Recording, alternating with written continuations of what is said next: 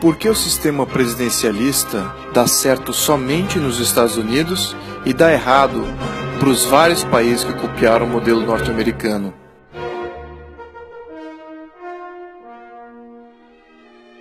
Na Grécia Antiga, havia o modelo ateniense de democracia que elegia democraticamente tiranos com controle absoluto. Várias cidades-estado gregas adotaram esse modelo e ele dava sempre errado, pois concentrava muito poder em uma só pessoa. Essa concentração acabava por gerar muita competição pelo poder. Além da competição extrema, quando um tirano sucedia o outro, alternava todo o sistema criado por o antecessor. O que resultava desse ciclo, ao longo do tempo, era a instabilidade política. Mas havia uma exceção na Grécia Antiga. Enquanto os atenienses viviam depondo e repondo seus tiranos em sucessivas conspirações e golpes de Estado, no mesmo período, o modelo de governo dos espartanos se mostrava muito mais estável. Por quê? Em Esparta, não havia um modelo de tirania democrática ateniense. O poder executivo era dividido em dois. Haviam dois reis. Um tomava conta das questões externas, como as guerras, e outro, a administração pública interna. Além disso, havia uma assembleia eleita de aristocratas e plebeus. A competição entre esses poderes limitava mutuamente os poderes entre eles, criando freios e contrapesos entre si. Em 509 a.C., em Roma, os fazendeiros romanos se libertaram dos tiranos etruscos. Os romanos livres observaram atentamente os resultados dos diversos modelos de governo que existiam na Grécia, para determinar que tipo de governo iriam adotar. Sabiamente optaram pelo modelo espartano, mas com algumas variantes. Chamaram esse novo modelo de res publica, coisa pública, que, ao invés de dois reis, haveriam dois cônsules, e ambos seriam eleitos todos os anos. Os cônsules seriam orientados pelo Senado, que, assim como no modelo espartano, teria representantes eleitos da aristocracia e do povo. Uma conduta meritocrática e de serviço militar fora imposta, tal qual o modelo espartano, o que estimulou o espírito cívico nos novos líderes. Havia competição por honra dentre os senadores. Baseado nisso, a Constituição Romana foi gradualmente incluindo setores da sociedade que se destacavam na dedicação à causa comum, e os freios e contrapesos entre os poderes foram refinados. O sistema gerou tanta estabilidade e prosperidade nos primeiros 200 anos que boa parte dos vizinhos de Roma queriam se tornar cidadãos romanos, sem Roma precisar conquistar ninguém. E demoraria mais 300 anos para que esse sistema deteriorasse de volta para um modelo tirânico em 27 a.C.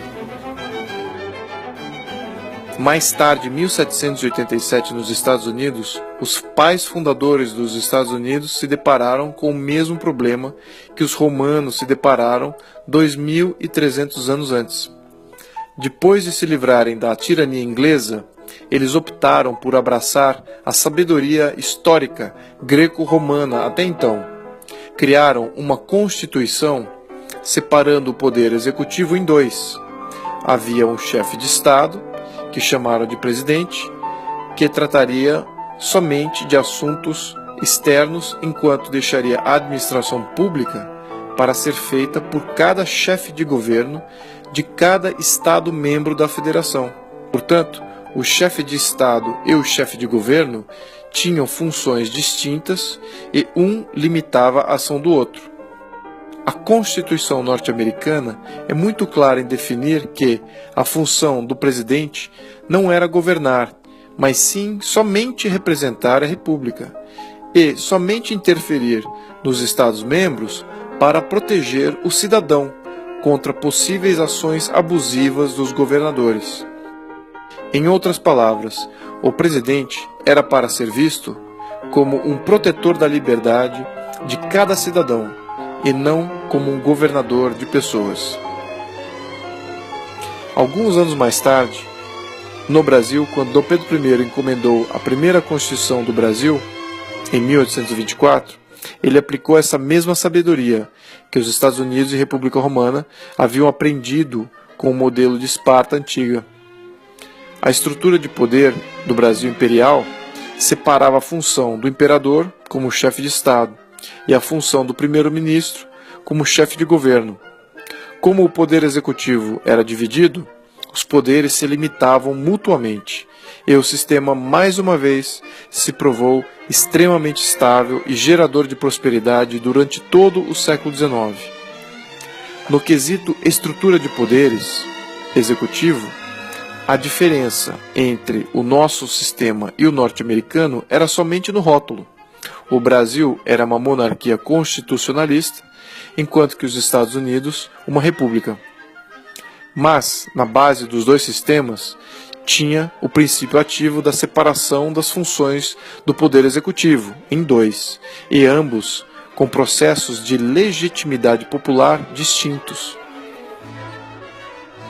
Curiosamente, os regimes europeus do século XIX captaram a mensagem e reestruturaram seu poder seguindo o mesmo princípio do modelo imperial brasileiro da época, variável em nome e rótulo que davam para seus regimes, mas a maioria dos regimes de sucesso até hoje separam bem a função de chefe de Estado e chefe de governo. Mas, infelizmente, o Brasil não aplicou essa sabedoria quando surgiu a República em 1889. Quando os republicanos criaram o título de Presidente da República, deram ao cargo de presidente a função tanto de chefe de Estado quanto de chefe de governo. Os republicanos brasileiros não entenderam o conceito de separar funções do executivo e de criar limites para ambos. Tampouco se preocuparam em criar freios e contrapesos do poder executivo e dos outros poderes. Essa concentração de poder gerou muita instabilidade na República, pois os presidentes brasileiros tiveram poderes quase tirânicos. Desde a criação de nossa República, vivemos tendo que depor tiranos, semelhante à experiência das diversas cidades-estado grega na Antiguidade. Respondendo à pergunta inicial, o presidencialismo não deu certo no Brasil, pois o Brasil copiou somente o rótulo e não a estrutura de poder que traria o sucesso. O Brasil, na República, improvisou em nome da novidade. O brasileiro, portanto, paga o preço com instabilidade política e pobreza desde então. Os países que cometeram o mesmo erro que os republicanos brasileiros cometeram convivem até hoje com alta instabilidade política e alto índice de pobreza. É assim em todos os países presidencialistas da América Latina, África e Ásia. Se o Brasil tiver a chance de rever sua estrutura de poder mais uma vez, que fique aqui registrado para todos o que somente poucos sábios registraram da história política em 2500 anos. Que a experiência greco-romana, a experiência norte-americana e a experiência do Brasil Império seja respeitada e não descartada em nome de rótulos da moda.